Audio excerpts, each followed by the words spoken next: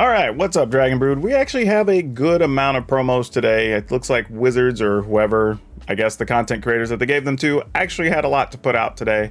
So we're going to try to cover most of the rares and mythics and maybe one or two notable uncommons. But this should be a pretty good day of previews for all of the upcoming Innistad Midnight Hunt stuff. Today is September 6th according to the calendar on my computer, because I always have to check calendars during the pandemic because, you know, COVID time. But let's get into it.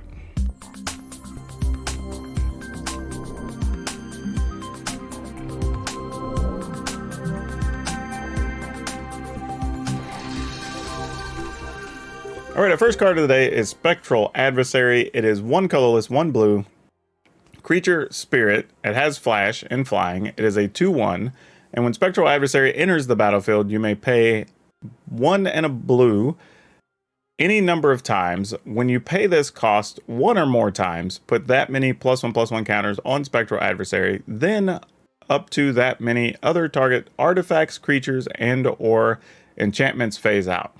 Okay, first thing let me say, there looks like there's a whole cycle here of these cards that are like 2 mana, 2/1s with some type of ability, or 2 mana creatures with some type of extra cost ability. So you can pay it any number of times.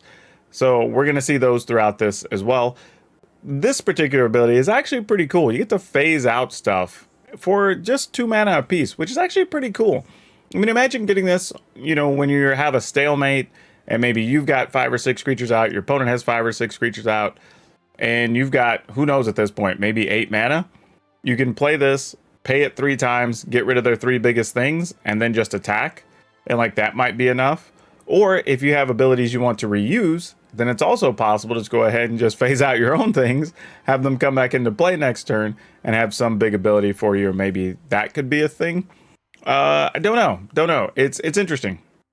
Actually, I think phasing doesn't trigger ETBs. I don't know, I have to go look that up. But either way, it is actually a pretty cool ability. And don't forget, you also get a +1/+1 counter on this. So if you did pay those 3 times, well, you're getting a 5 power creature, and that's pretty good too. Alright, Moonvale Regent. 3 colorless and a red for a 4/4 dragon with flying. Whenever you cast a spell, you may discard your hand. If you do, draw a card for each of that spell's colors. Oh, that's kind of cool. And when Moonvale Regent dies, it deals X damage to any target where X is the number of colors among permanents you control. So this is actually a pretty interesting card. Now, first off, let me say there were some people that are like, why is there a dragon in Innistrad? There's actually been dragons in Innistrad, actually. If you go back and look, there's been several. So it's not like this is a new thing. Now, that being said, you get 4 mana 4/4, which is really good. 4/4 flying. And it has a pretty cool ability that whenever you cast a spell, you can discard a card. And if you do, you draw more cards. So if you're playing more, like if you're playing more multicolor spells, then obviously this is better for you, right? You get more cards back. Also, whenever you have multiple different color permanents in play, when this dies, you get to deal more damage. That's pretty cool too. Now, it does lend itself to that by just having 1 colored mana in the casting cost, which is pretty sweet. But I wouldn't be surprised if this just goes into something like a Gruul type deck, and then you just are getting 2 cards of value whenever you're getting rid of a red-green thing, possibly even just getting to deal 2 damage to something when this dies. But another cool thing about it is, 1, it's not legendary, which is pretty sweet, but it also gives you something to do with some of those legendary permanents. You know, we've already seen stuff like Bard class that wants you to use more legendary stuff, and on top of that, there's a bunch of different, like, werewolves and stuff we've seen that are legendary, so you don't want to get caught with multiple copies in your hand. So this could help solve that problem, potentially. Alright, Grafted Identity. 2 colorless, blue, aura enchantment. As an additional cost to cast this spell, sacrifice a creature. You enchant a creature, you control enchanted creature. Enchanted creature gets +1/+1. So you pay 4, you sacrifice a creature, and then you gain control of another creature that gets bigger.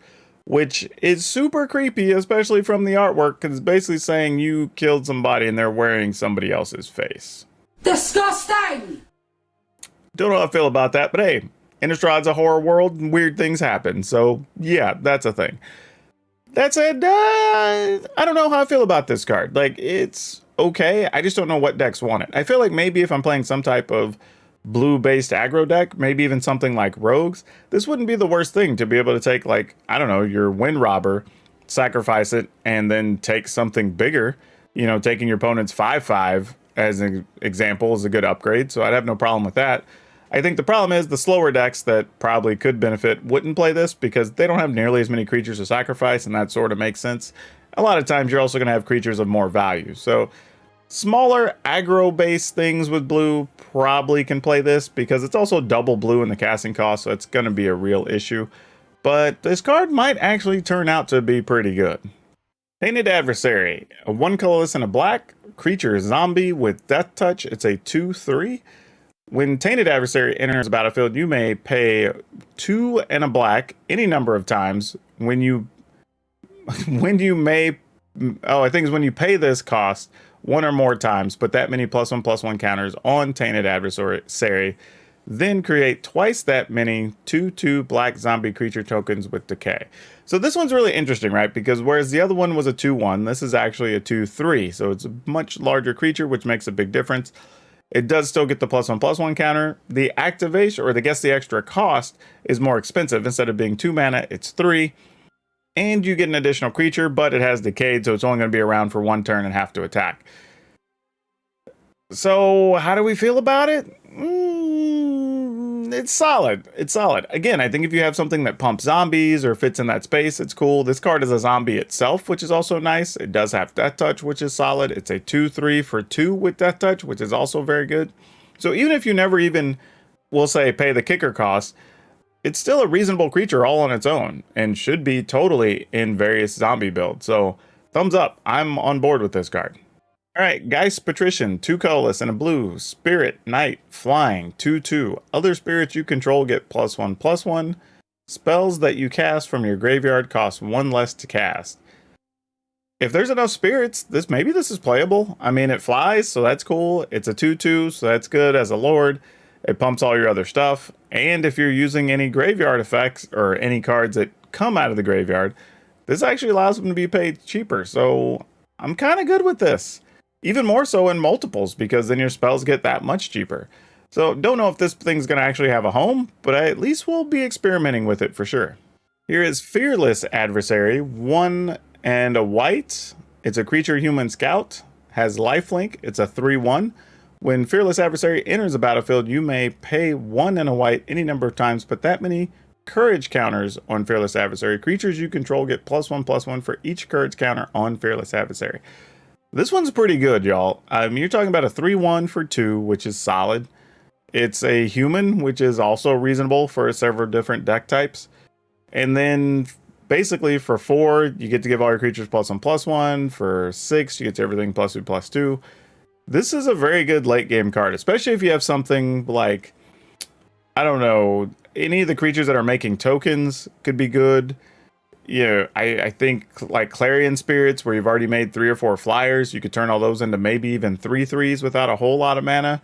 So like, yeah, there's some stuff going on with this card. This one's a really good one. All right, Auger of Autumn. It's a colorless green 2/3 creature human druid. Again, more humans, not a surprise because it's Innistrad, but actually good. You may look at the top card of your library at any time. You may play lands from the top of your library. So pretty good, kind of like a Courser of Crufix in a way, just no life gain, it doesn't look like. And then as long as you control 3 or more creatures with different powers, you may cast creature spells from the top of your library. Doing the Coven thing, this is a good extra card to have there. And it allows you to get to play extra creatures off the top, but always get to play lands off the top, which isn't necessarily bad. I think if Coven is a thing, this card fits in there pretty well. I also could see how this just fits into some various aggro decks also.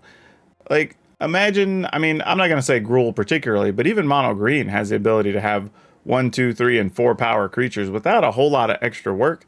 So it's very possible you could get to where you get to play the cards off top library without really working too hard. And that's a pretty cool bonus to just have on a solid creature. Now, it is a 2/3, so it's not the biggest thing for 3 mana in green. And your green list could end up being pretty tight as it is. So it's probably going to be more of a Coven-specific card than just a regular aggro creature deck card. All right, Pure Flame Dragon. 3 red, creature, dragon, flying, 4/3. When Pure Flame Dragon attacks, it deals 1 damage to target creature defending player controls. If that creature is a zombie, Pure Flame Dragon deals 2 damage to it instead. You know, like, I mean, it's 5 mana for a 4/3, which isn't great. It does fly. It attacks, it gets to deal A damage, but it has to be to a target creature, not even to the defender, so that's not the best. It does let you pick off zombies, I suppose, but it only triggers when it attacks, so I'm not really sold on this. But the real talk is, and not really I brought it up, just like, doesn't this thing remind you of Trogdor? I mean, if you're older and you've seen Trogdor, you kind of get it. But yeah, sort of reminds me of Trogdor, just saying. All right, and then the last one we're going to cover today is Mysterious Tome. It's a 2 colorless and a blue artifact. Pay 2, tap it, draw a card, transform Mysterious Tome, and then you flip it to the backside, which is the Creepy Chronicle. It's an artifact. Pay 1, tap it, tap target non-land permanent, and then you transform Creepy Chronicle. I think this is cool just because it's a controlled way to flip your card back and forth as you need it, which is pretty neat. And we've kind of had stuff that needed certain triggers and different things to happen, but this is one where you control all the cost. So I don't know how many types of cards are like this in the set, but I like it from a design standpoint, and both sides have abilities that are very different. So that could be its own kind of game of managing your mana each turn to make sure you have the side up that you want when you want it. And it looks like that's all the cards they've previewed today for Innistad Midnight Hunt on September 6th. Don't forget, if you haven't, please check out all the links that go to our Facebook gaming streams, our Twitch streams, and our Discord if you want to come by, say hi, even talk about the cards that you saw today. There's a lot of that discussion happening. Also, if you're going to be shopping with Ultra Pro, TCGPlayer, or Amazon, please click one of the URLs in the bottom before you do your shopping. They don't do anything. It's literally like normal. All you do is just do your shopping like you would do otherwise, and then the channel gets a small kickback and you get to help us out. And finally, don't forget, if you haven't, please like, subscribe, support, share, all that good stuff, especially share, because that really helps boost your favorite content creators when you do that. So that's all I have for you for now. We'll see you next time.